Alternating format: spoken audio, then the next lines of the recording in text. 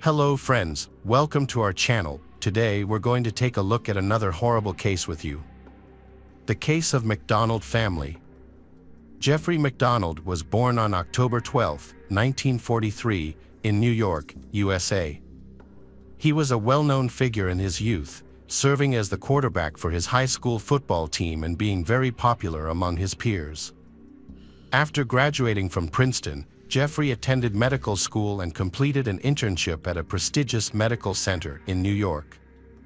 He married Colette Stevenson, a high school acquaintance. Shortly after their wedding, they welcomed their daughter Kimberly, and 3 years later, their son Kristen was born. After completing his education, Jeffrey joined the Army and was later accepted into the elite Green Berets.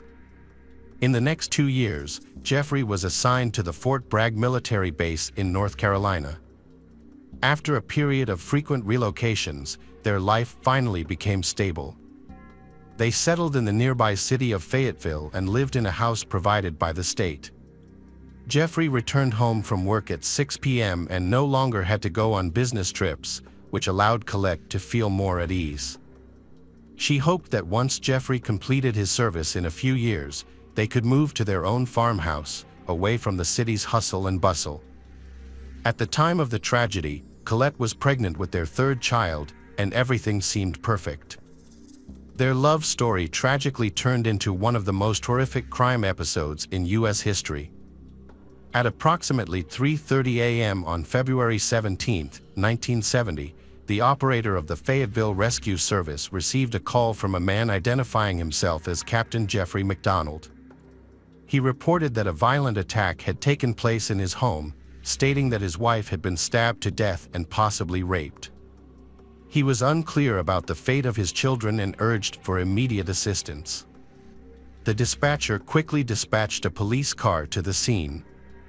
As the police were heading to the house, they saw a strange woman standing in the rain at 3:55 a.m., wearing a wide-brimmed hat. She was doing nothing and appeared to be waiting for something. However, the officers didn't have time to investigate further, so they drove past her. A few minutes later, they arrived at the Jeffrey family home, where the police entered through the back door because the lights inside were off. In the first room, officers discovered the body of a woman lying on the floor, showing no signs of life. She was covered in blood, and her position suggested she may have been raped. Her face was severely disfigured. She lay on her back next to her injured husband. As the first officer approached, Jeffrey urgently inquired about the fate of his children, whom he had heard screaming but could not get to. Another police officer searched the other rooms and found a brutal scene in the children's bedroom, where they discovered the mutilated head of 5-year-old Kimberly, with her neck and upper body also bearing multiple stab wounds. In another room, 2-year-old Kristen lay on the bed, suffering from multiple injuries to his back and chest. Jeffrey was in serious condition, having been stabbed in the head and upper chest. At one point, he lost consciousness, but a police officer was able to revive him to gather information about the incident. Jeffrey reported that 3 men and 1 woman had broken into the house. He suspected they were hippies, noting that one of the men was dark-skinned and wore a jacket with a sergeant's insignia. He also described a suspicious woman in a hat whom the police had encountered earlier, but unfortunately, it was too late to find her that night. Jeffrey was the only survivor of the attack that night, while the others sadly did not make it. He received first aid to treat his wounds, including a serious lung injury, and was given a sedative. Once stabilized, police spoke with him about the incident. He recounted that he and his wife had shared a glass of orange juice mixed with alcohol that evening. Since their daughter was sleeping, he decided to sleep on the couch in the living room. Jeffrey falls asleep in front of the TV but suddenly wakes up to intense pain. He is being attacked by 3 unidentified assailants. A woman in a hat stands to one side, holding a flashlight or candle, watching the attack. Jeffrey thinks the attackers look like hippies on drugs. The woman gives orders to the men. Chaos then erupts, and Jeffrey loses consciousness. When he regains consciousness, he finds his wife unresponsive.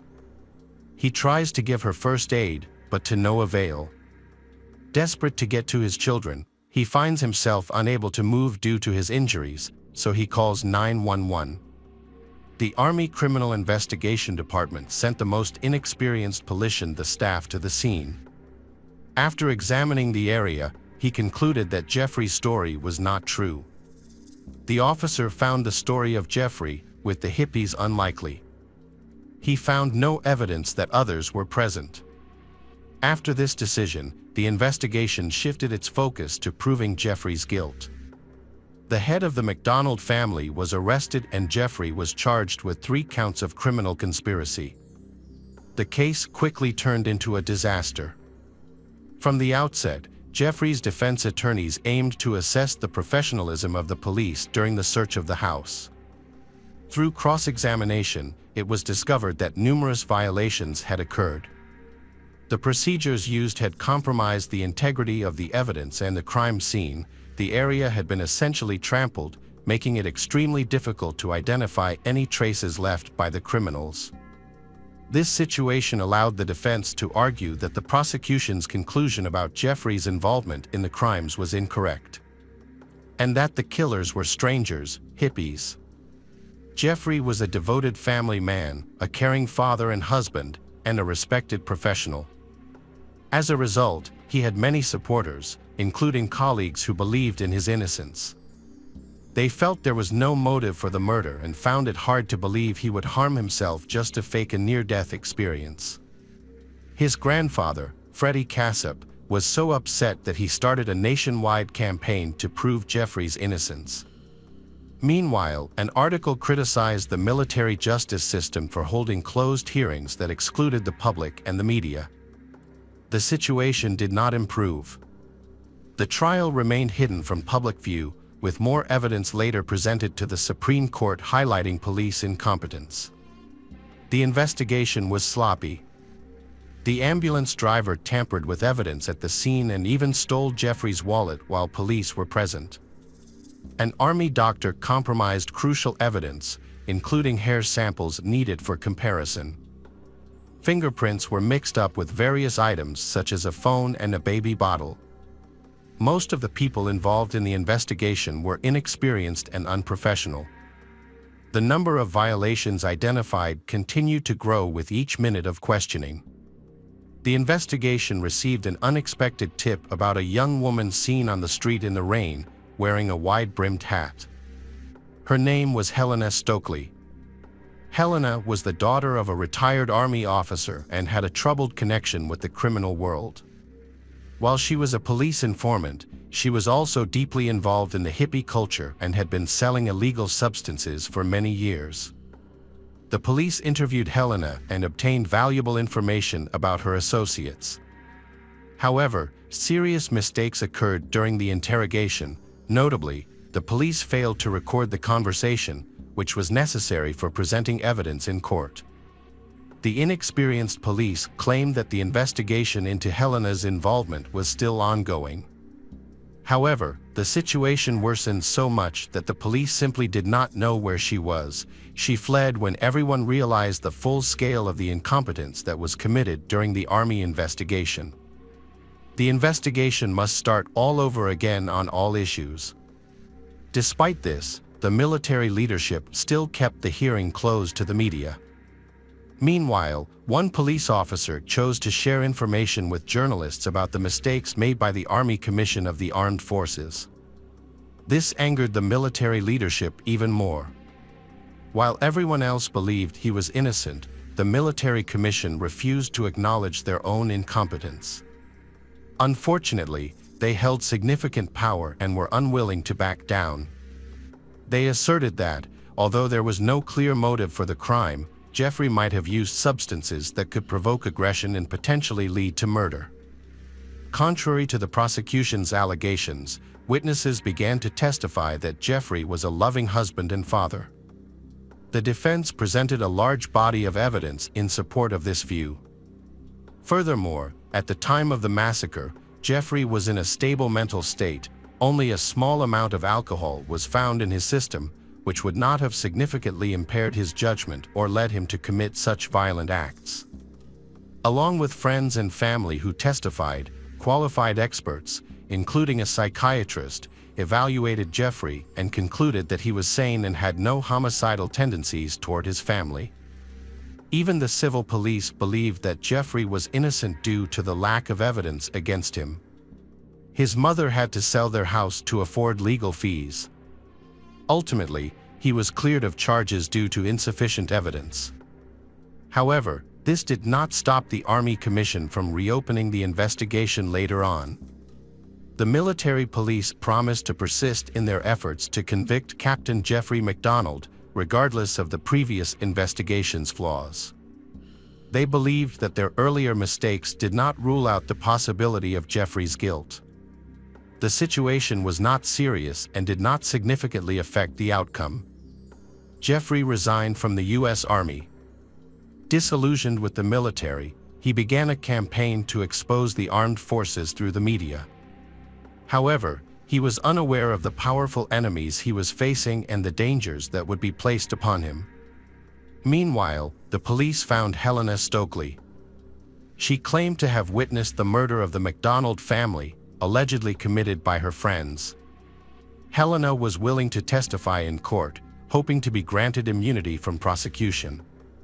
Her testimony was verified through a lie detector test.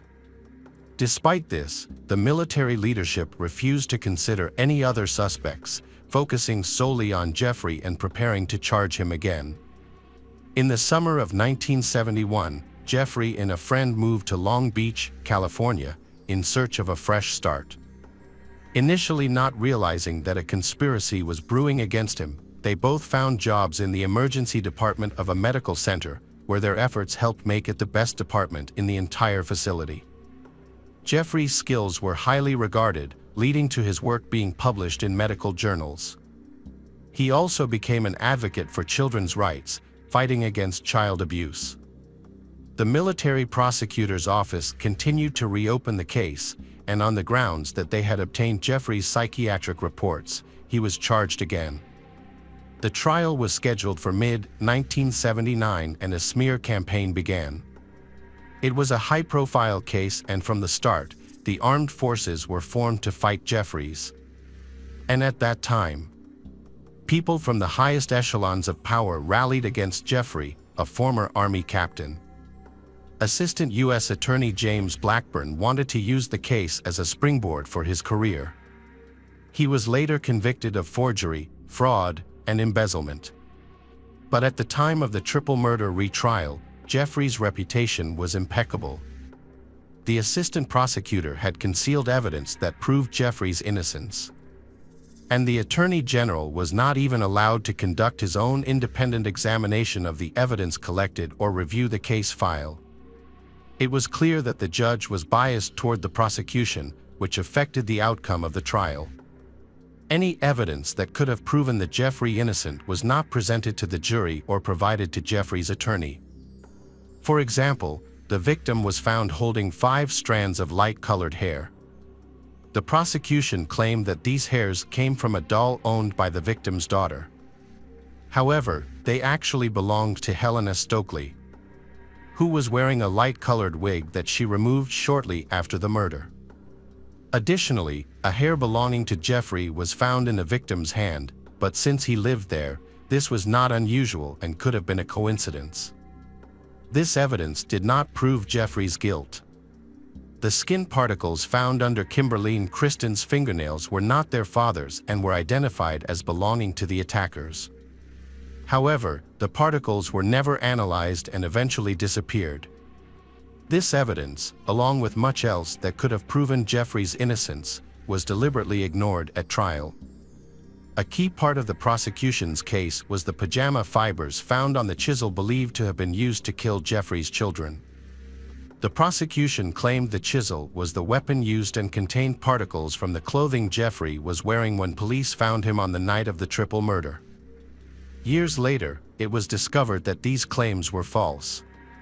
Police found several black fibers on the chisel that matched those found on the bodies of Kristen and Kimberly. However, these fibers did not match any of the clothing from the MacDonald's home. Additionally, wax droplets were found at the crime scene that did not match any of the candles from the victims' homes.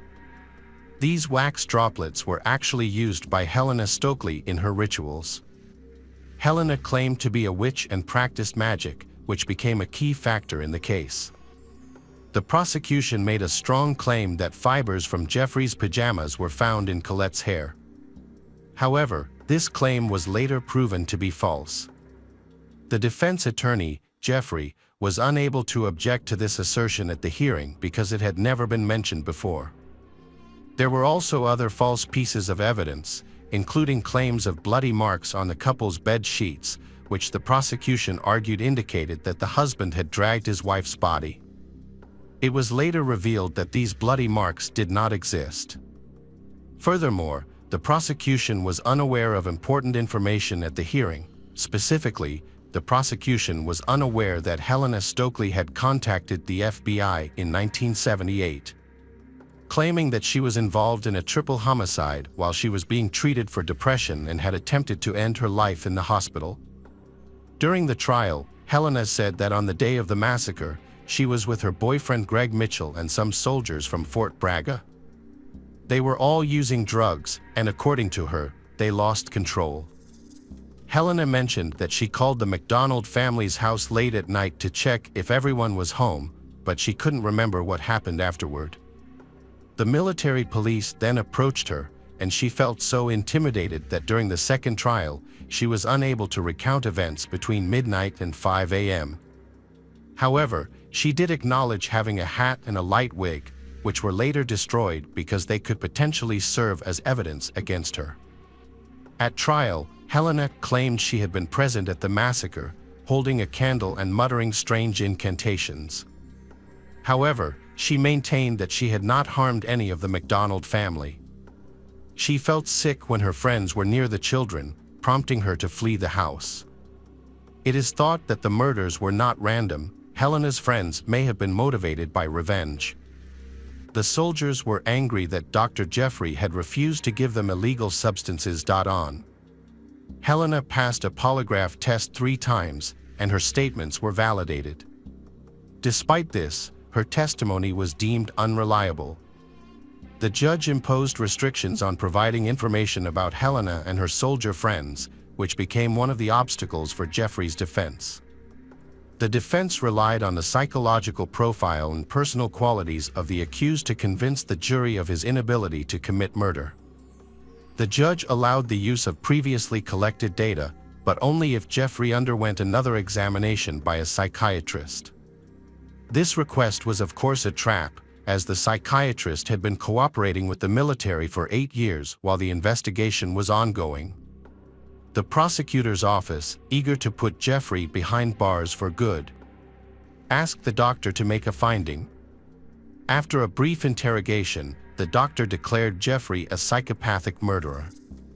Ultimately, the court refused to allow the use of Jeffrey's previous psychiatric records, which had been obtained from another psychiatrist. Instead, the jury was presented with the new psychiatrist's report, which had a devastating effect on the defense. The prosecution replaced Jeffrey's rosy image with that of a true monster. The jury found Jeffrey MacDonald guilty of murdering his wife, Colette, and their 2 children, Kimberly and Kristen. Sentenced him to 3 life terms. Even with this, the revenge of the military police leadership was not over. After learning that Fort Bragg soldiers had a serious problem with illegal substances, the unit's leadership was unprepared for such problems, which coincided with the emergence of the burgeoning hippie movement. Under Jeffrey, the situation became more difficult for the soldiers to access, which made them unhappy. Later, some gathered to go to Jeffrey's house to take revenge. Helena's guilt was unquestionable. Even her husband, whom she married in the 80s, believed she was involved.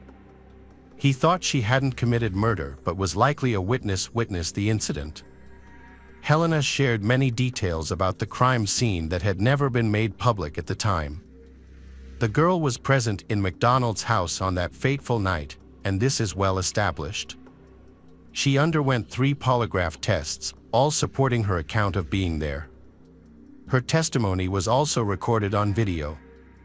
According to her, when they entered the house, they forced Jeffrey to write a prescription for Zach, which led to a fight that resulted in the murder of Jeffrey's family members. Jeffrey was left alive, turned into a martyr. The criminals wrote "Death to all pigs" on the wall, likely trying to imitate Charles Manson, who was widely known at that time. Helena passed away at the age of 30 due to complications from liver disease. This incident occurred in 1970, and Helena's testimony was recorded with the judge's approval. At the time of the triple murder, her boyfriend, Greg Michel, was a soldier struggling with post-traumatic stress disorder after returning from Vietnam. As a result, he started using drugs heavily and had to enter treatment once more due to his addiction. He later admitted to a friend that he was involved in the MacDonald family's murder. At the crime scene, several pieces of evidence were collected, including Greg's blood and hair samples. It was noted that he was left-handed, and an independent expert determined that the knife wounds were likely made with the left hand. Additionally, he had liver issues, which prevented him from testifying during the trial. Jeffrey MacDonald's fatal mistake was befriending writer Joe McGinnis. They met just before his retrial, and Jeffrey asked Joe to write a book about his case. Jeffrey believed this would give him an advantage in the upcoming hearings. Jeffrey then allowed Joe to attend all of the meetings in detail. In return, Jeffrey received a portion of the book's advance from the publisher and agreed not to contest the book's contents. The friendship between the two men grew stronger. Joe supported Jeffrey and convinced him that Joe was still defending Jeffrey's innocence. However, Joe eventually betrayed Jeffrey by portraying him as the true monster in his book.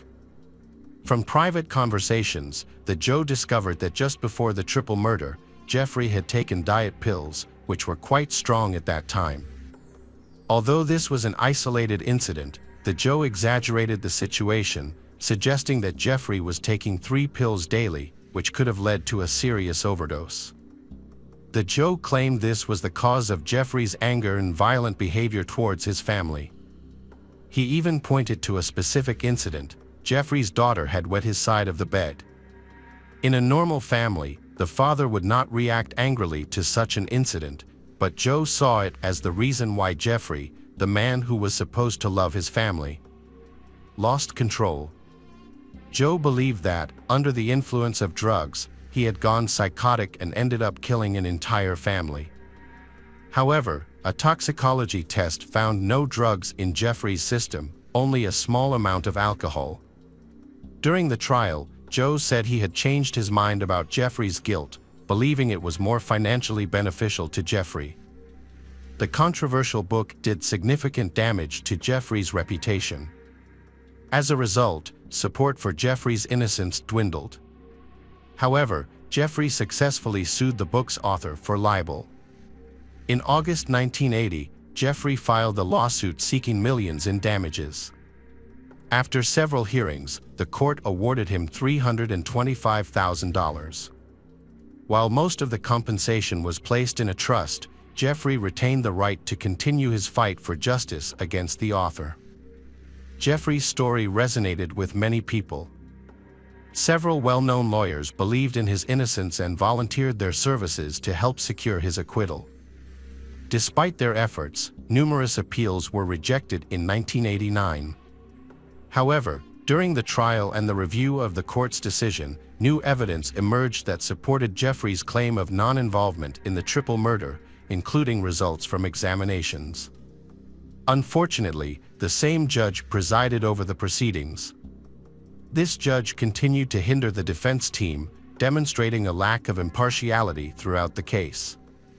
A significant breakthrough during this time was the advent of new DNA testing technologies that allowed Jeffrey's defense team to conduct their own analyses. Sadly, at this stage, the judge repeatedly obstructed the lawyers' efforts to seek justice. Information about Helena Stokely finally emerged.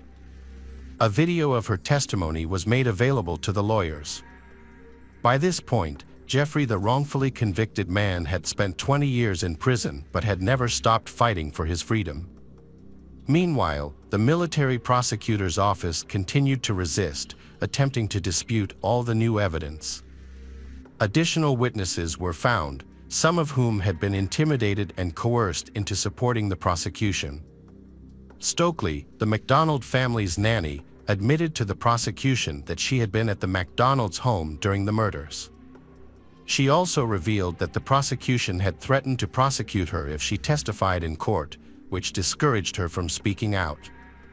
Prosecutor Blackburn was eventually convicted of several charges, including forgery, theft, and embezzlement, and was remanded in custody in January 2006.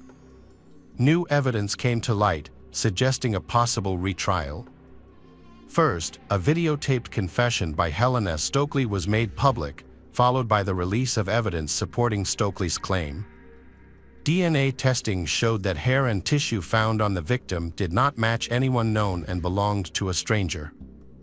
In March 2006, a man came forward to the police, claiming that he had been drinking regularly at a bar with a man who had confessed to the MacDonald murders. This man turned out to be Lena's boyfriend, Greg Mitchell. The last time he had heard details of the case was a few weeks before Greg's death.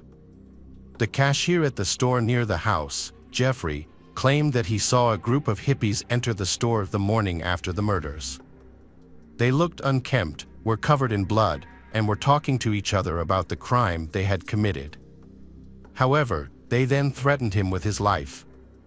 The cashier recognized Greg and Helena among this group.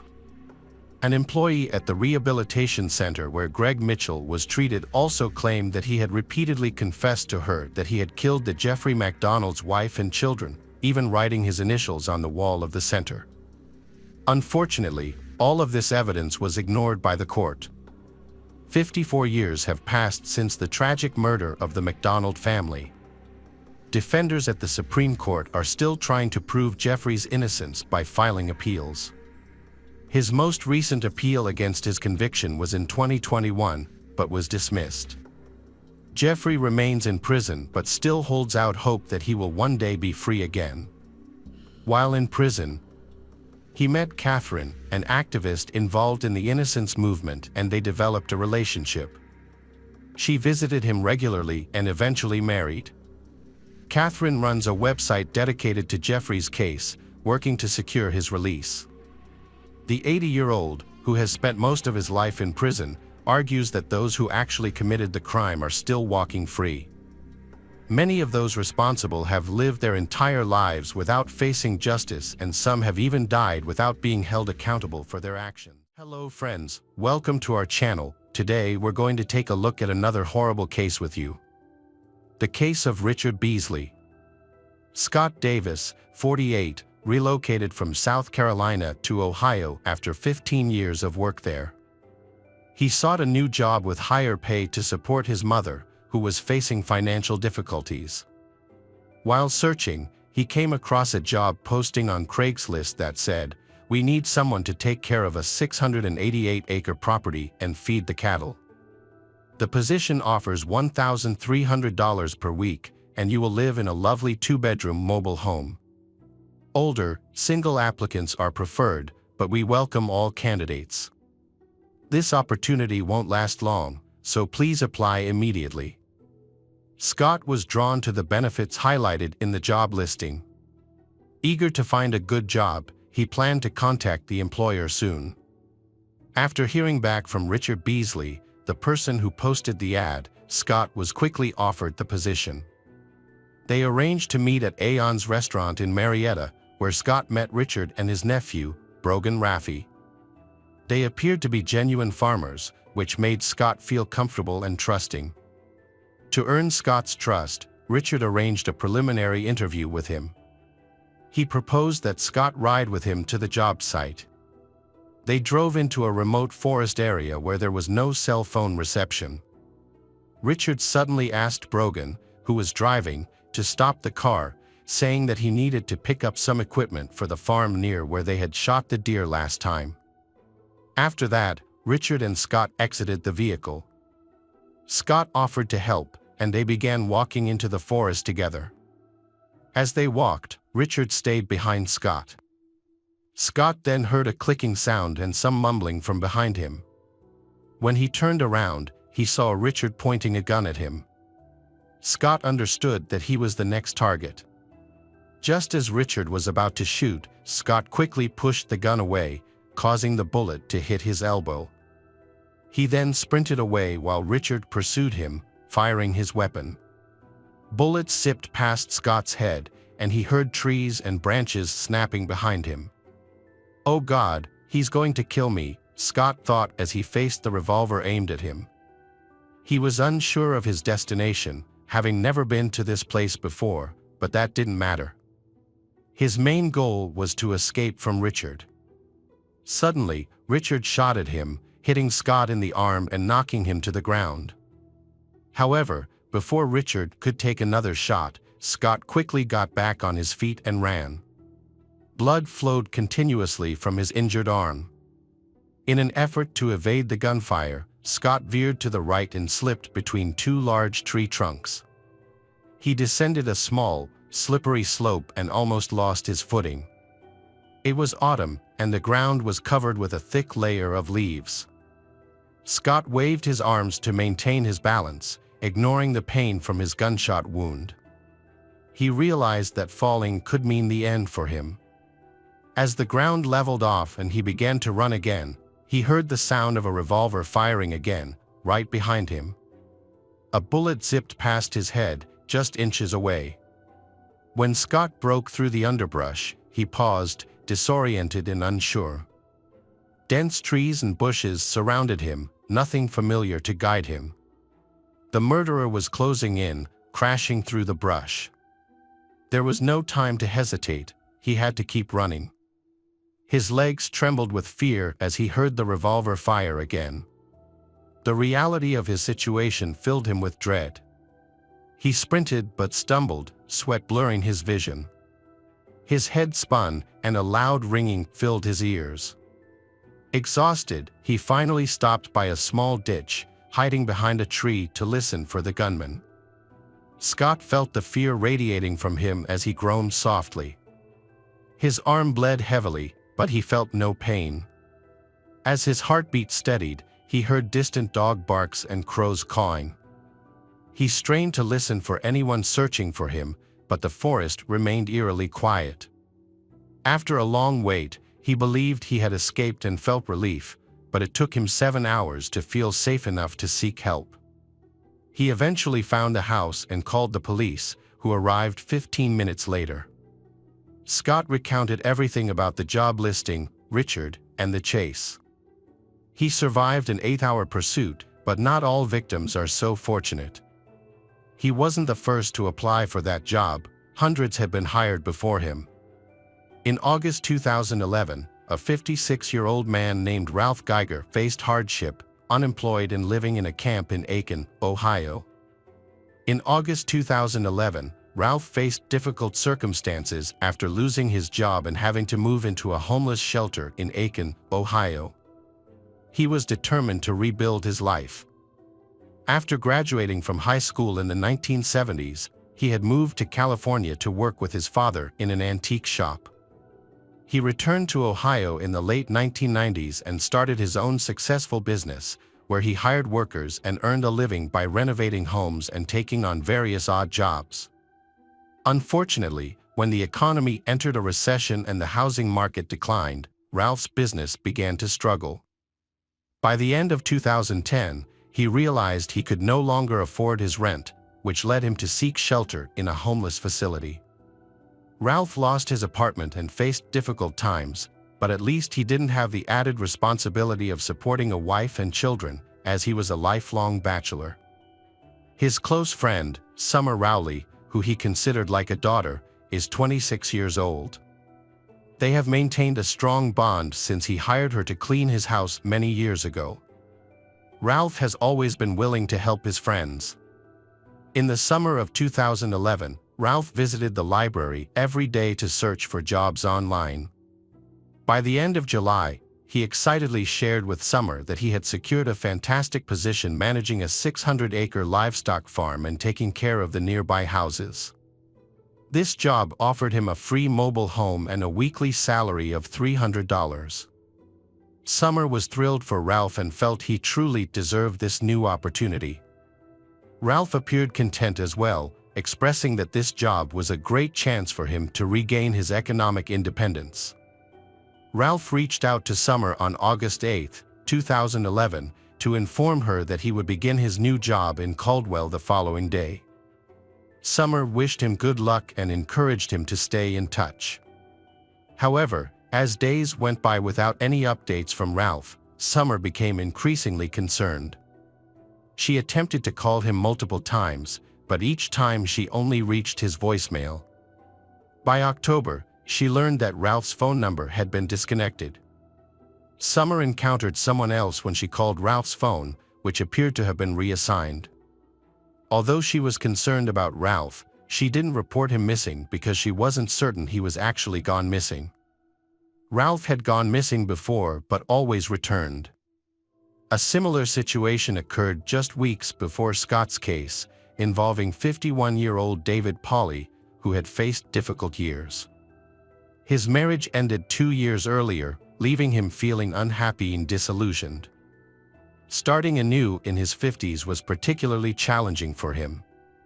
After his divorce, David found comfort in using his computer, often exploring various topics online.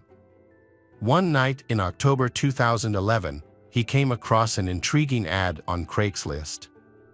In the Help Wanted section, he found a job listing for a farm caretaker to oversee a 688-acre farm in rural Ohio. The position offered a weekly salary of $1,300 and included the use of a free trailer on the property. David, who lived in Norfolk, Virginia, was curious and excited about a new opportunity.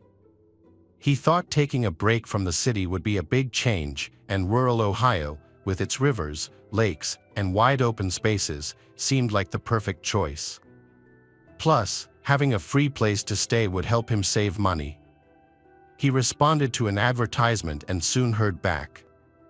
His twin sister, Deborah Bruce, kept in touch with him regularly. On October 22, 2011, David called her.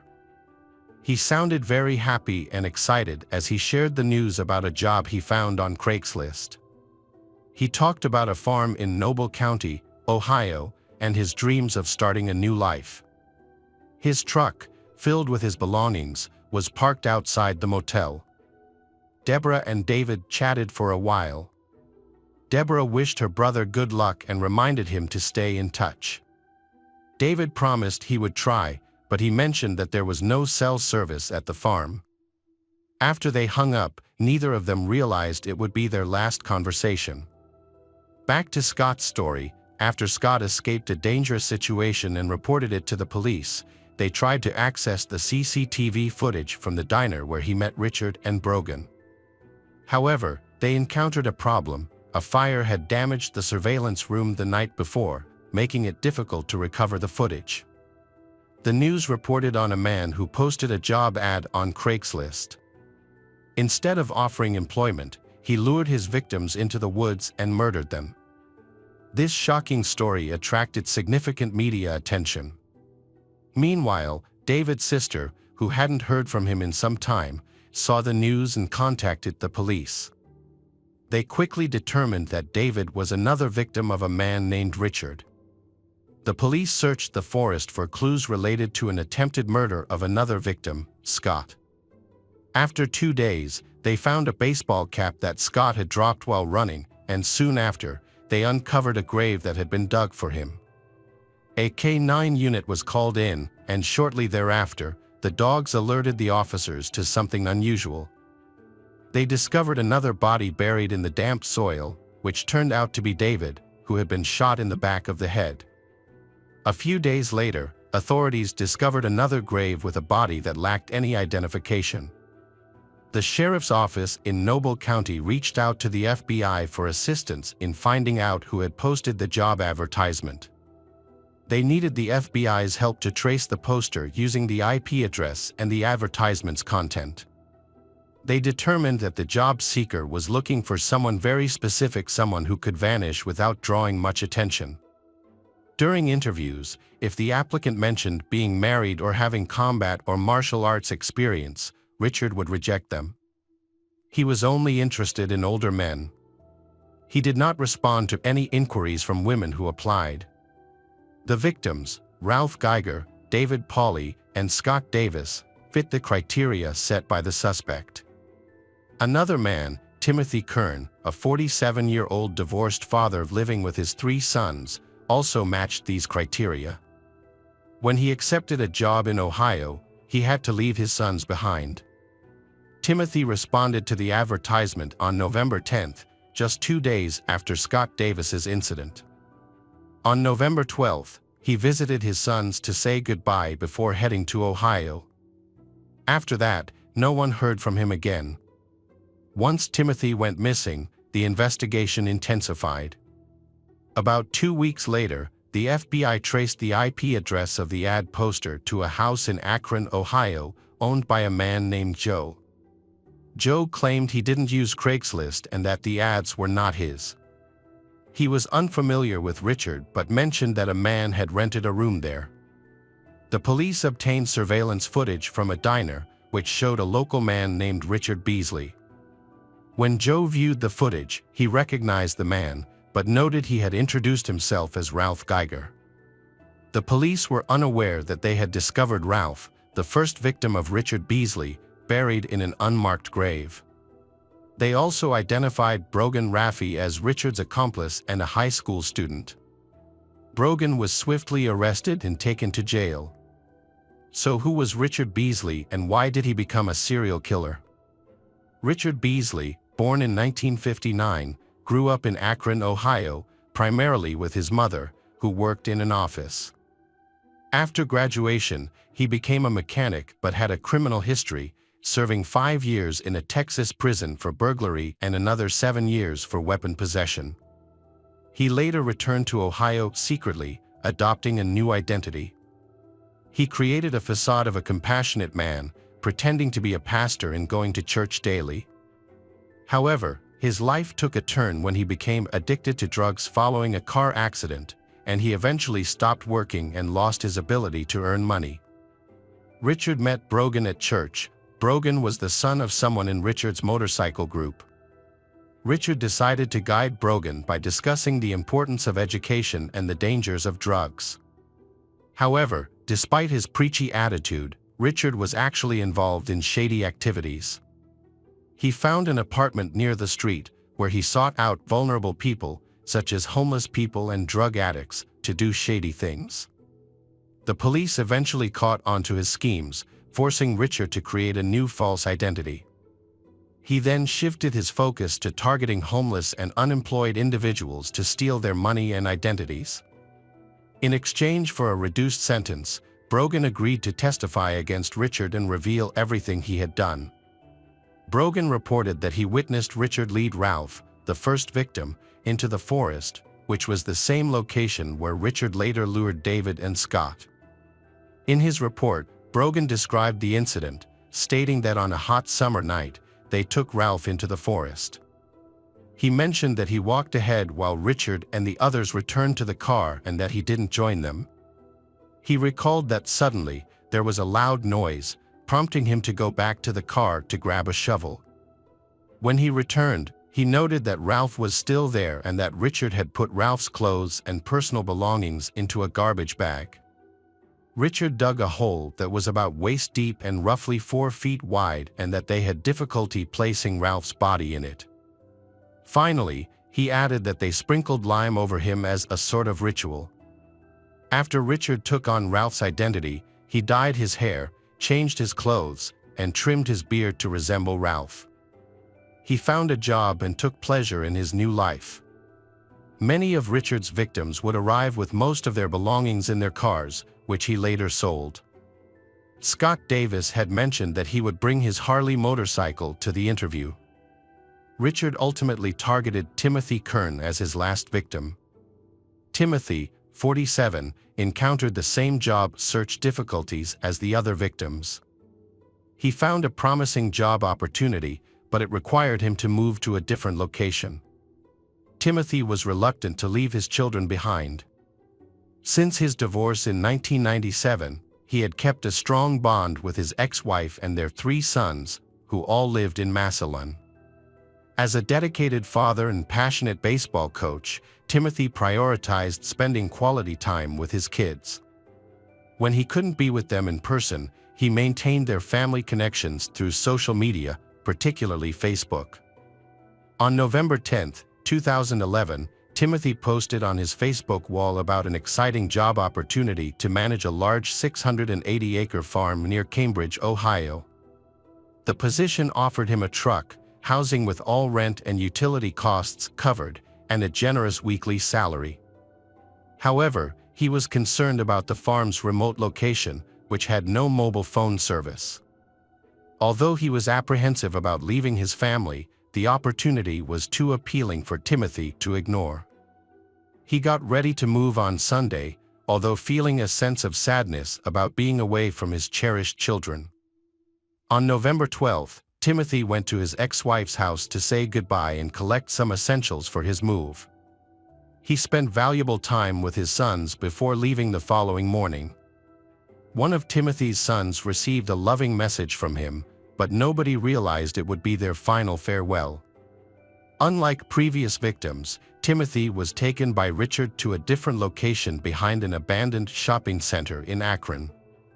Brogan dug the grave, and Richard shot Timothy in the back of the head. The police were unaware of Richard's address, but they eventually arrested him. Richard didn't realize that Joe, the landlord of his rental home, had contacted the police, who then used Richard's IP address to locate him. As a result, when Richard called and messaged Joe, it assisted the police in tracking him down. He was arrested on November 16, 3 days after killing Timothy. Richard faces charges for the murders of Ralph Geiger, David Pauly, and Timothy Kern, as well as the attempted murder of Scott Davis, along with numerous other charges. Richard Beasley and Brogan Raffi were tried in 2013 for the murders of Ralph Geiger, David Pauly, and Timothy Kern. Brogan Raffi had the opportunity to accept a deal for a lighter sentence by providing information about Richard, but he chose to decline. As a result, he was convicted and sentenced to life in prison without the possibility of parole for 3 counts of first-degree murder. Although Brogan remained silent, it was difficult to refute the evidence against him when Scott Davis, a key witness and victim, agreed to testify in court. There was also substantial evidence from the crime scene, including personal belongings and identification of the victims found at Richard's home. Despite his claims of innocence, the evidence clearly pointed to his guilt. Richard's trial took place later that year, resulting in the death penalty. He was convicted of first-degree murder, conspiracy to commit murder, aggravated robbery, and kidnapping.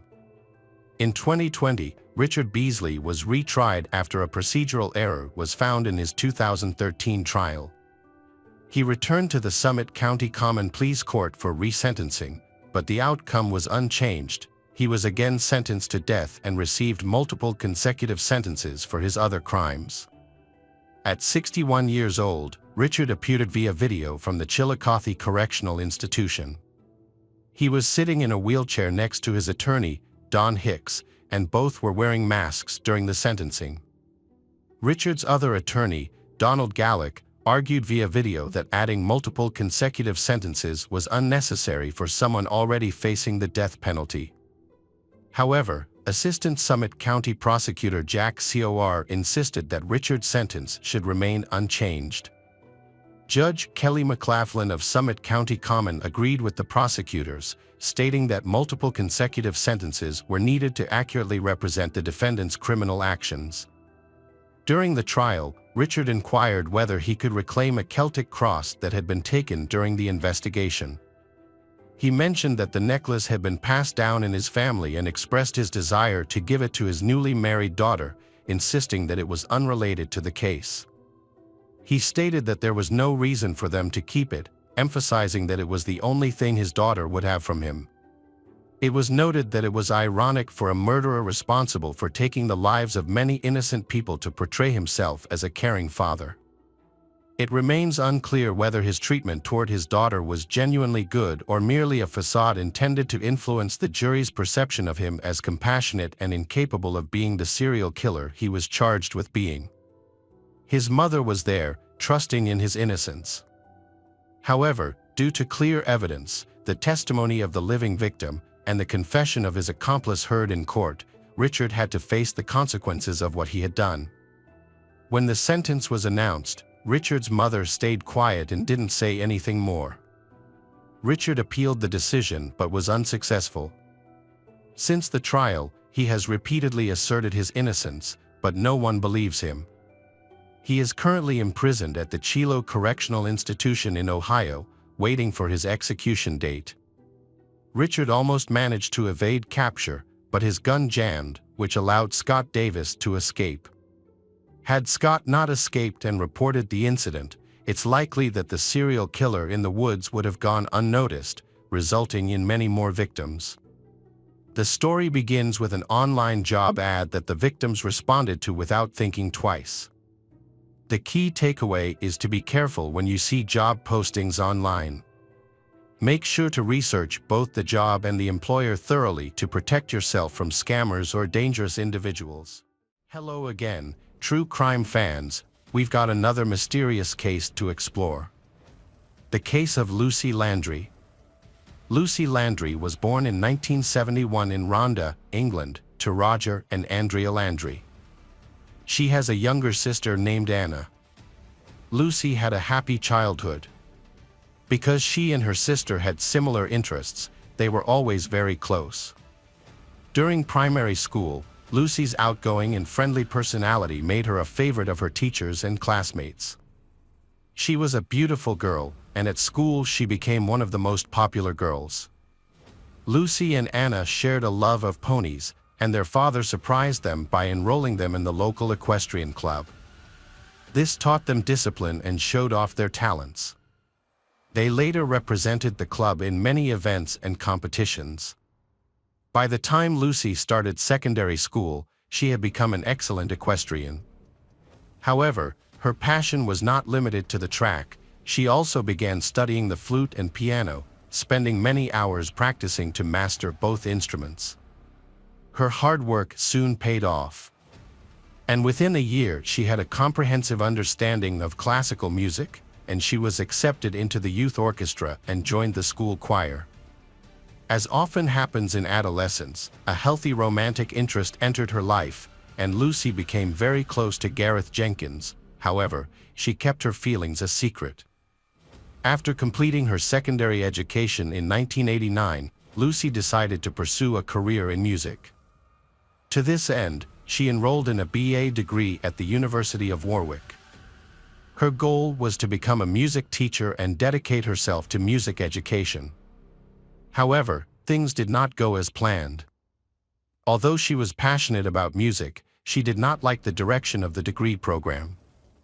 She therefore decided to change her plans and study urban planning. During this time, Lucy met G.R.A. McAllister, and they soon discovered that their outlook on life was very similar. They shared a love for art and common interests.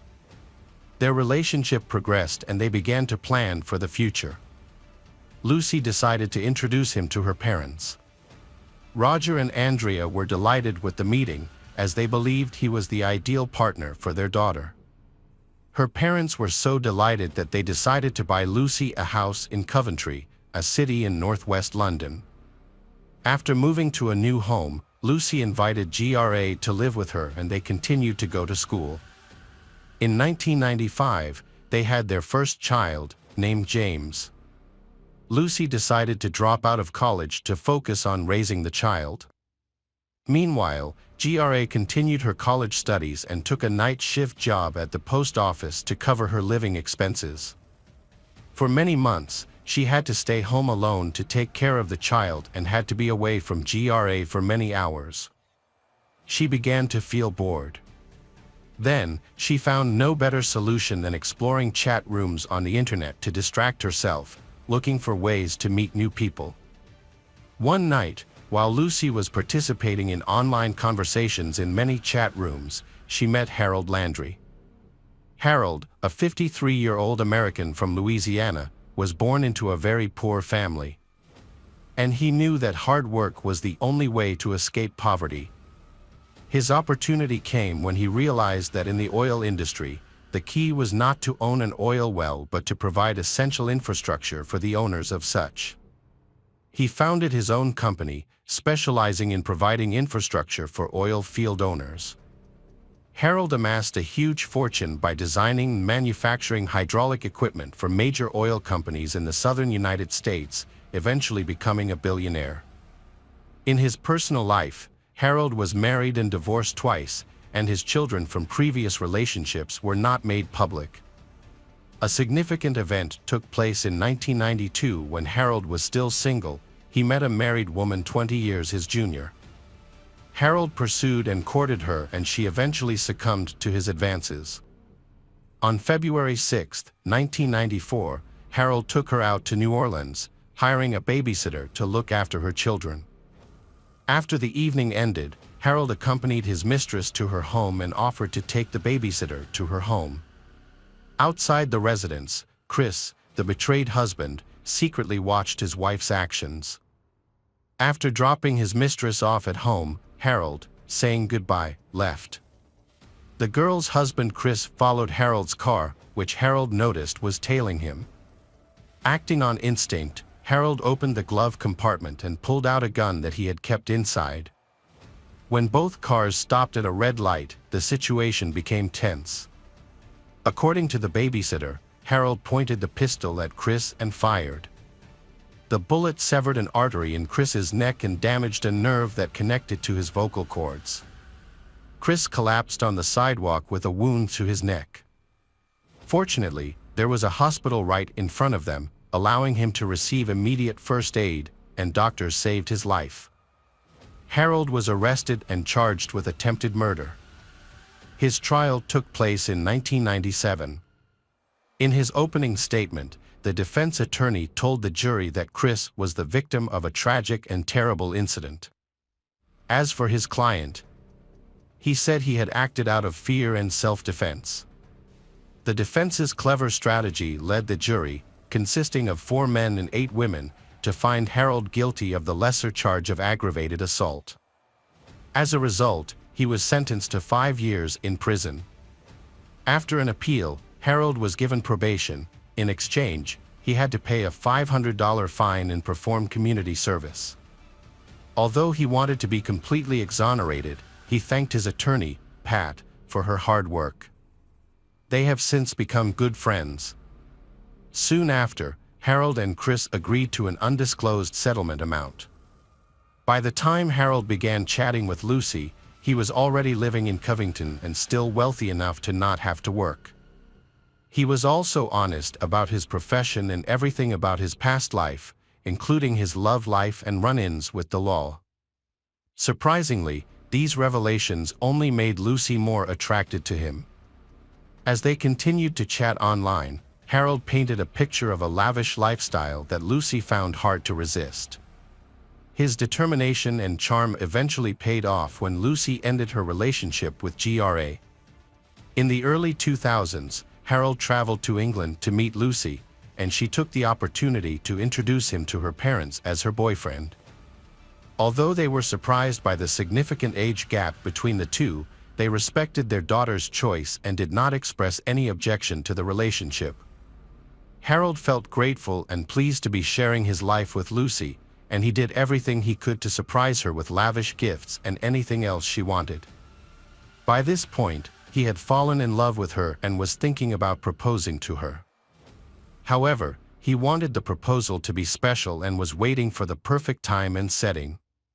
To achieve his goal, Harold organized a trip to his favorite destination, Mexico, with Lucy, her son, James, and GRA.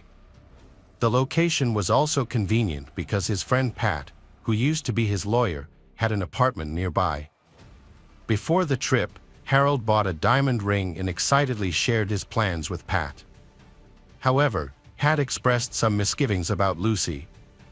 During their time in Mexico, Pat noticed that Lucy spent a lot of time with Gary, which he found unusual.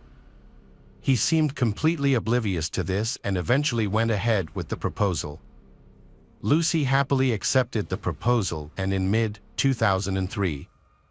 Soon after, Harold surprised her by buying a multi-million-dollar property in a posh Worcestershire neighborhood.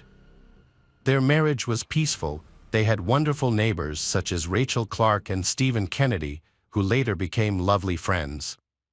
Soon after, the newlyweds had their first daughter, whom they named Harriet. Lucy and Harold were both delighted to welcome their little girl, and from then on, he devoted his heart and soul to her.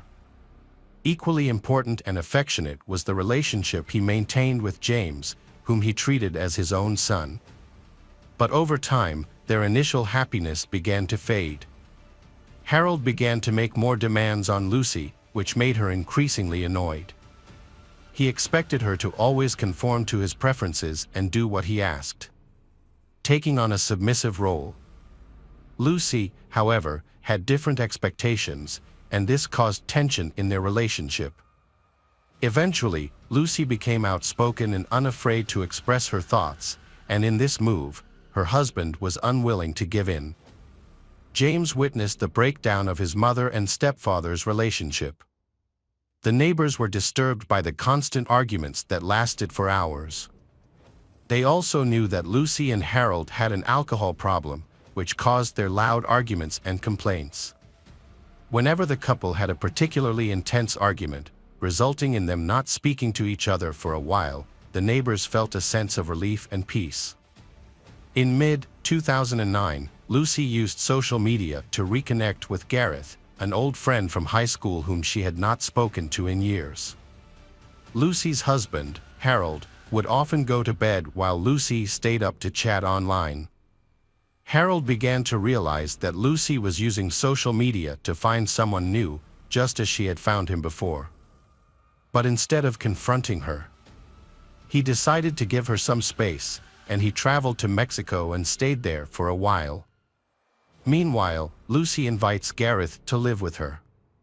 In the fall of 2009, her husband Harold returns to England in the hope of mending their marriage. However, as soon as he moves in, Lucy asks for a divorce. Initially, he is devastated. Then, after a few weeks, Harold begins a relationship. He meets this new woman online. She lives nearby and goes by the name Rachel. As Lucy and Harold pursue their new relationship, their divorce negotiations begin, but new conflicts arise. One major point of disagreement is the house. Lucy wants to keep it to ensure stability for their children, while Harold is determined to sell it. He gives Lucy money to buy a smaller apartment and removes her from his will. When Lucy discovers this, her hatred for him drives her to share everything about Harold's past with their son James, leaving nothing out. Amid the tension, Gareth invited Lucy to come to Wales with him for a few days. After returning home, Lucy no longer tried to hide her phone conversations from her new love. Meanwhile, Lucy and Harold were both drinking heavily, and the arguments escalated, leaving the children exposed to a violent and unbearable atmosphere. On Monday, February 1, 2010, Harold had been drinking all day. When a package arrived for Stephen, Harold mistakenly received it. That evening, around 9 p.m., Stephen returned home from work to find a notification that his package had been delivered to the Landry's home. Seeing the lights on, Stephen went to their house to collect the package. Harold invited him in and offered him a drink. After a brief conversation with Lucy, Stephen realized that Harold was drunk. He took his package, apologized, and left. The couple then argued about buying furniture for their upcoming move. The disagreement was trivial, but it escalated into a fight. During the argument, Harold hit Lucy across the cheek with a kitchen utensil. James, who had learned to deal with their arguments over the years, intervened and saw that his mother was injured. He quickly called the police and made it his priority to get his sister to safety. Lucy and the children fled the house to seek help after the incident. Lucy ran to Stephen's house. However, Harold caught up with her and stabbed her several times with a knife before leaving her under a bush in the garden. Alerted by Lucy's screams, Stephen ran outside and found her after only a few steps. Initially, he thought she had passed out, but he soon realized the severity of her injuries. After receiving an emergency call, the police arrived at the scene. They called an ambulance and searched the surrounding area for the culprit. However, they only found the children hiding terrified in the backyard in the dark.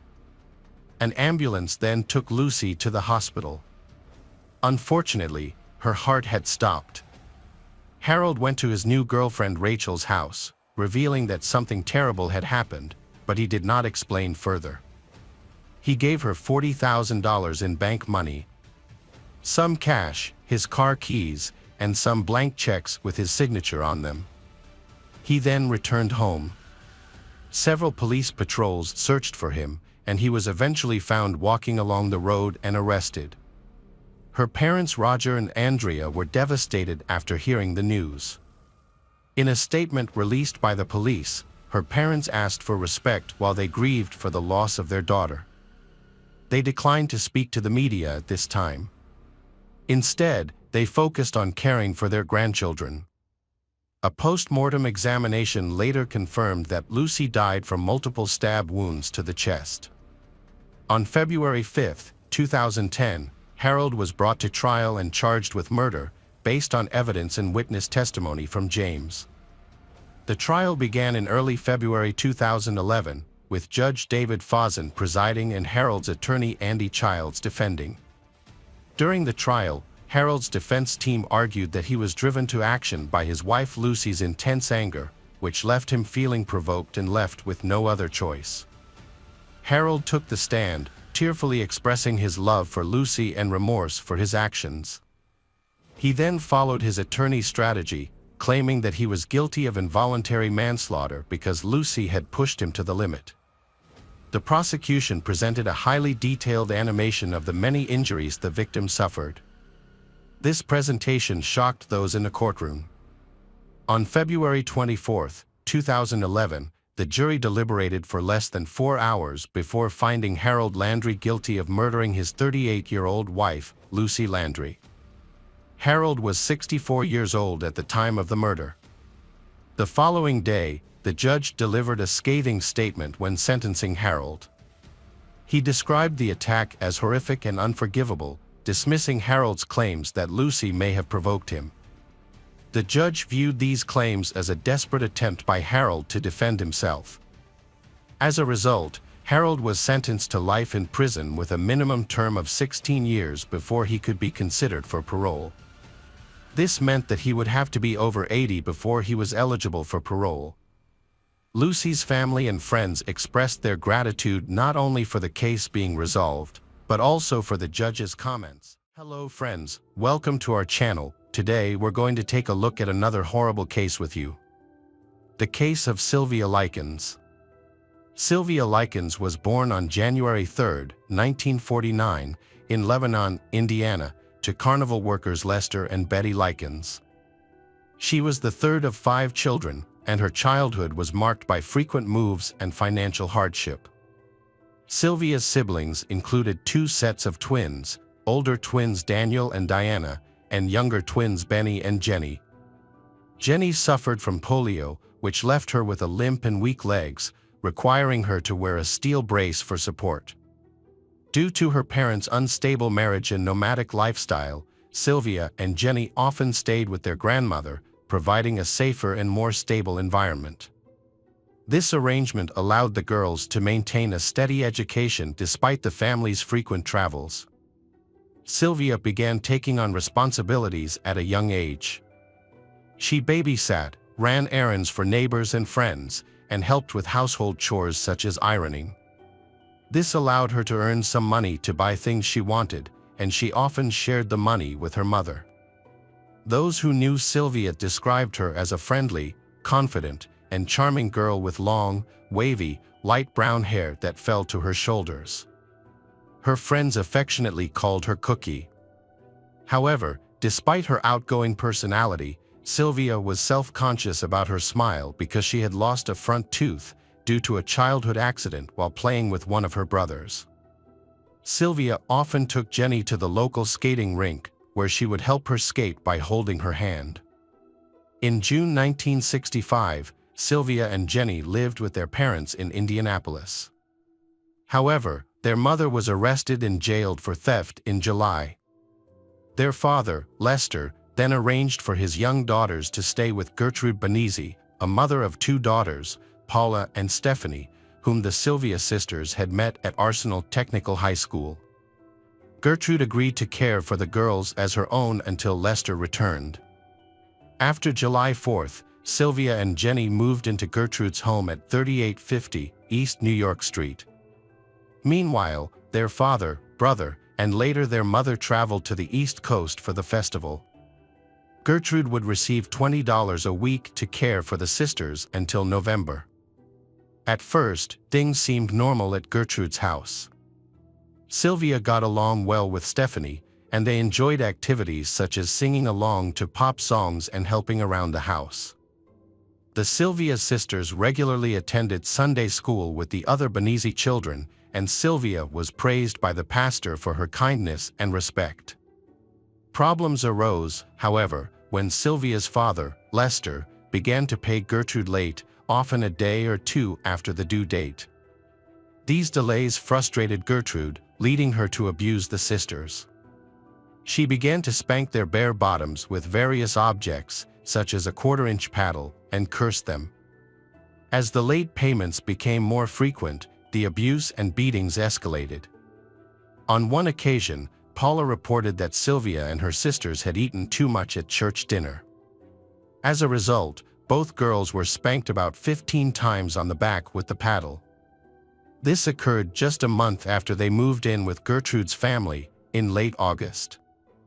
Gertrude's behavior became increasingly abusive, with Sylvia as the primary target. It is possible that Gertrude's jealousy of Sylvia's youth and beauty contributed to her actions. Over time, the abuse became worse, with more frequent beatings. Sylvia was often starved.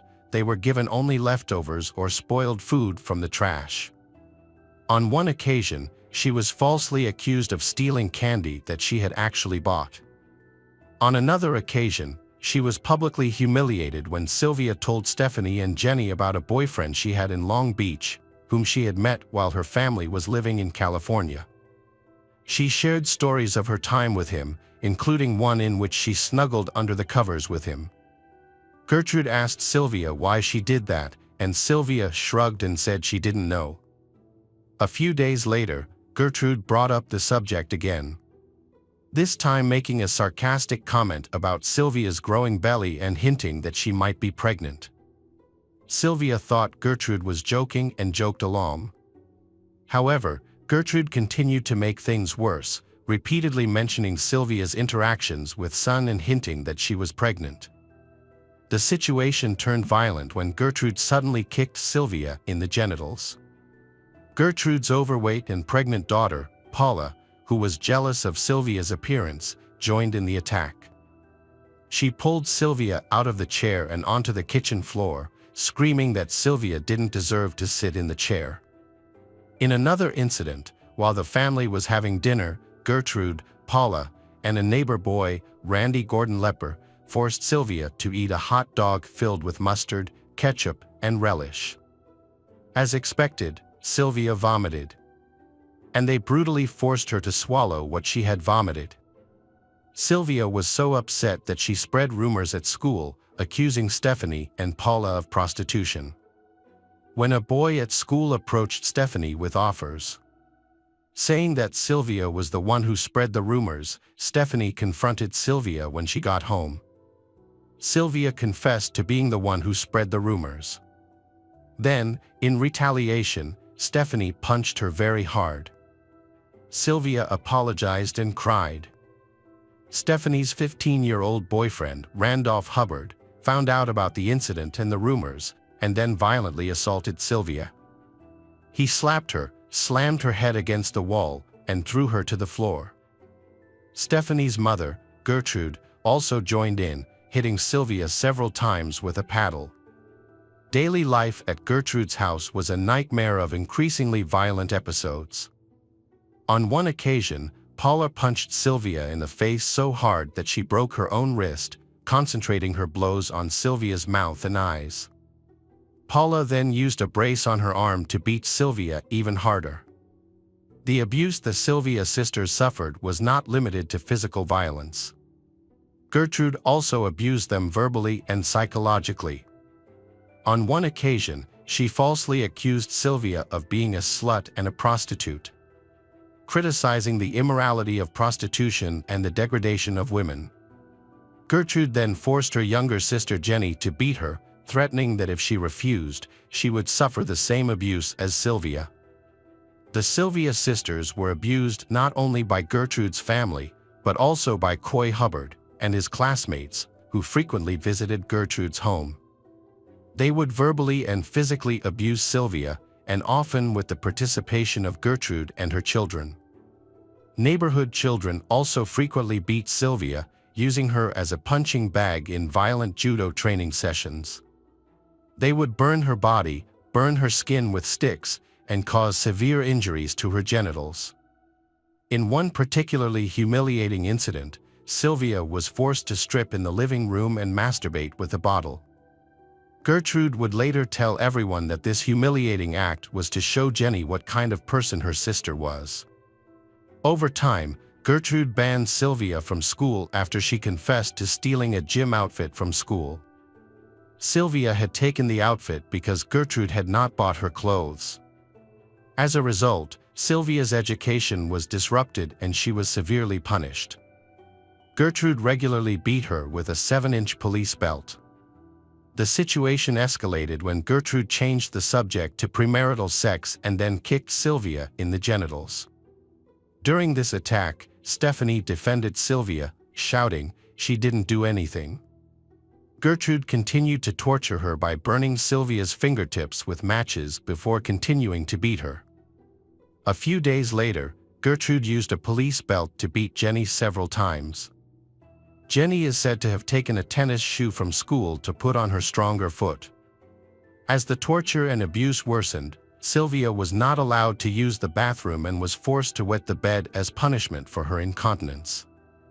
On October 6, 1965, Gertrude took Sylvia to the basement, tied her up, and barely fed or watered her. She was often tied to the basement stair railing with her feet barely touching the ground. Gertrude's family would occasionally stop abusing Sylvia to watch their favorite television show. Sylvia's tragic ordeal even involved the neighborhood children, who paid 5 cents each to participate in her humiliation, beating, burning, and eventually mutilation during her captivity in the basement. Gertrude and her children bound and gagged Sylvia, then placed her in a bathtub filled with hot water, and rubbed salt into her wounds. After this incident, the father of a neighbor boy named Michael John Monroe anonymously called the Arsenal School to report that a girl with sores all over her body was living at Gertrude's house. A school nurse came to Gertrude's house to investigate, as Sylvia had been absent from school for several days. However, Gertrude lied to the nurse, saying that Sylvia had run away the previous week and that she did not know where she was. Gertrude attributed Sylvia's sores to poor personal hygiene. Gertrude also claimed that Sylvia had been a negative influence on both her children and her sister. The school did not investigate further, neglecting to check on Sylvia's health or whereabouts. In mid-October, Gertrude's son, John Banaszewski Jr., played a cruel prank on Sylvia. He offered her a plate of soup, but quickly snatched it away when she tried to eat it with her hands. By this time, Sylvia was severely malnourished. Gertrude allowed Sylvia to sleep upstairs that night, but only if she did not wet the bed. Before going to bed, Sylvia secretly asked Jenny for a glass of water. The next morning, Gertrude discovered that Sylvia had accidentally wet the bed. To punish Sylvia, Gertrude forced her to masturbate again with a glass jar in front of Gertrude's children. Immediately afterwards, Gertrude yelled at Sylvia to go back to the kitchen. She then ordered Sylvia to strip. Gertrude told Sylvia, "You branded my daughter, now I will brand you." Using a hot needle, Gertrude began carving the words, "I am a prostitute and proud of it," into Sylvia's stomach. While Gertrude was still carving, she told 14-year-old Richard Hobbs to finish carving the words into Sylvia's skin. Meanwhile, Gertrude took Jenny to a nearby grocery store. Richard continued carving the words into Sylvia's stomach as she gritted her teeth and groaned in pain. Later, Richard and 10-year-old Shirley took Sylvia into the basement. They tried to burn the letter "Des" under Sylvia's left breast with an anchor bolt. The resulting deep burned scar looked like the number 3. That terrible night, Sylvia confided in her younger sister Jenny, saying that she was sure she would die from the unbearable abuse. The next day, Gertrude forced Sylvia to write a letter, the contents to fool her parents into thinking that Sylvia had run away from Gertrude's house. The letter was intended to falsely accuse a group of local boys of mistreating and harming Sylvia, claiming that she had initially consented to sexual intercourse with them. After the letter was written, Gertrude planned to have John Jr. and Jenny blindfold Sylvia, take her to a nearby wooded area called Jimmy Woods, and leave her for dead. However, this plan was not immediately carried out. Instead, Sylvia was tied to the railing of the basement stairs. Gertrude offered her biscuits, but Sylvia refused, offering to give them to the dog. Angered, Gertrude stuffed the biscuits into Sylvia's mouth, and she and her son John began to beat Sylvia savagely, aiming for her stomach. On October 26th, Sylvia's condition worsened. She had difficulty speaking and could no longer move her limbs properly. Gertrude took her into the kitchen, pressed her against the wall, and tried to feed her a donut and a glass of milk, but Sylvia was unable to hold the glass of milk properly. Gertrude became frustrated and assaulted Sylvia. After being thrown to the floor and returned to the basement, Sylvia became delirious, moaning and mumbling continuously. When Paula asked her to recite the alphabet, Sylvia could not read past the first 4 letters, indicating that her cognitive abilities were severely impaired. She was also unable to get up from the floor. That afternoon, a group of neighborhood tormentors gathered in the basement, and Sylvia attempted to identify them, waving her arms and shouting names. However, her efforts were hampered by her increasingly deteriorating physical and mental condition. After being repeatedly abused, Sylvia attempted to escape from the basement but collapsed from exhaustion before reaching the stairs. As a result, she faced severe punishment. Gertrude hit Sylvia hard on the head, knocking her unconscious, then stood there watching her for a while. At 5:30 p.m., Richard Hobbs arrived at Gertrude's house and went straight to the basement. There, he found Stephanie crying, holding Sylvia's weak and badly injured body. Her mother Gertrude instructed Stephanie to clean Sylvia, but Stephanie and Richard decided instead to bathe Sylvia with warm soapy water and dress her in clean clothes. After bathing, they placed Sylvia on a mattress in one of the bedrooms. In her final moments, Sylvia expressed her final wishes, to be with her father or at least taken home. After enduring severe punishment and weakened by lack of food, she eventually died from her injuries. When Stephanie discovered that Sylvia was no longer breathing, she attempted to revive her with artificial respiration. Meanwhile, Gertrude claimed that Sylvia had been faking her death. Initially, Gertrude beat Sylvia's body with a book. When Sylvia was found dead, Gertrude panicked and ordered Richard Hobbs to call the police from a nearby pay phone.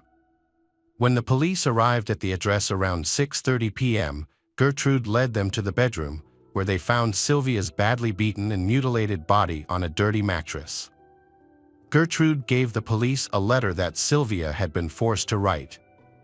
Gertrude claimed that she had cared for Sylvia for more than an hour before her death and had applied antiseptic to her wounds in an attempt to provide first aid. She told the police that Sylvia had run away with some teenagers earlier, but had returned that afternoon, topless and holding the note. Holding a Bible, Paula told everyone in the house that Sylvia's death was preordained. She then turned to Jenny and calmly said, "If you want to stay with us, we will treat you like one of our sisters." However, Jenny was urged to say something to the police before they arrived. Jenny recounted the events leading up to Sylvia's death at the request of Gertrude's family. Jenny then whispered to the police to take them away, and she told them everything. Jenny Lycan's official statement led to the arrest of Gertrude, Paula, Stephanie, and John Jr. Banaszewski on suspicion of Sylvia's murder, just hours after her body was discovered. Coy Hubbard and Richard Hobbs were also arrested and charged with the same crime on the same day. Gertrude and Coy Hubbard's 3 older children were taken to a nearby juvenile detention center, while Gertrude and Richard Hobbs' younger children were detained at the Indianapolis Children's Home. All were held without bail until trial. Initially, Gertrude denied any involvement in Sylvia Lycan's death. However, within a day of her arrest, she admitted to knowing the children and admitted that her daughter, Paula, and Coy Hubbard had physically and mentally abused Sylvia. Gertrude also admitted to forcing Sylvia to sleep in the basement 3 times after she wet the bed. When asked about possible causes of Sylvia's incontinence, including emotional distress and kidney injury, Gertrude was evasive. Paula showed no remorse and signed a statement admitting to repeatedly hitting Sylvia. She also admitted to other acts of cruelty, such as pushing Sylvia down the basement stairs multiple times. John Jr. admitted to hitting Sylvia and frequently abusing her with his fists. He also confessed to burning Sylvia with matches on multiple occasions and said that his mother had burned Sylvia with cigarettes on multiple occasions. Sylvia Lycan's autopsy revealed severe and widespread injuries, with over 150 separate wounds throughout her body. She was severely malnourished at the time of her death. The injuries varied in location, type, severity, and stage of healing, and included burns, severe bruising, and significant damage to muscles and nerves. In addition, her vaginal cavity was swollen and nearly closed, and the autopsy found that her hymen was intact, refuting Gertrude's claim that Sylvia was 3 months pregnant and the allegations of prostitution and promiscuity. Sylvia Lycan's official cause of death was severe head trauma resulting in bleeding into the brain. The cause was a blow to the right side of her head. The doctor also noted that Sylvia's body had suffered severe damage from prolonged abuse of her skin and underlying tissues, as well as prolonged malnutrition. Sylvia's body was found and it was estimated that she had likely died within 8 hours of her discovery. An autopsy revealed that Sylvia had been recently bathed, possibly after her death, which could have affected the rate of loss of body temperature and the onset of rigor mortis. Gertrude Banaszewski, her children Paula and John, and 2 young neighbors, Coy Hubbard and Richard Hobbs, were tried and convicted in May 1966 for the neglect, torture, and murder of Sylvia. After 8 hours of deliberations, the jury found Gertrude guilty of first-degree murder and sentenced her to life in prison. She was paroled in 1985. Paula was convicted of second-degree murder and sentenced to life in prison. She later appealed and was retried in 1971, where she pleaded guilty to involuntary manslaughter and was sentenced to 2 to 21 years in prison. She was released from prison in 1972. Hobbs, Hubbard, and John were convicted of manslaughter and spent less than 2 years in the Indiana House of Reform before being paroled on February 27, 1968. Indiana residents consider the torture and murder of Sylvia Lycan to be the worst crime in the state's history. Sylvia died on October 26 in Indianapolis, Indiana, before her parents could return to pick her and her sister up in November. The sisters did not want to report the increasing abuse and neglect to family members or school, fearing that speaking out would only make things worse. Jenny, the younger sister, was threatened by Gertrude that she would be abused and tortured like her sister if she spoke up. Jenny was also bullied by neighborhood girls, who would taunt or attack her whenever she mentioned her sister's plight. Neighbors, including a middle-aged couple who lived nearby, saw signs that the girls were being abused, but no one dared to report it to the police. All those involved in Sylvia's torture and murder were sentenced to prison. Although some perpetrators do not serve full prison sentences, they will forever be haunted by the consequences and horror of their actions.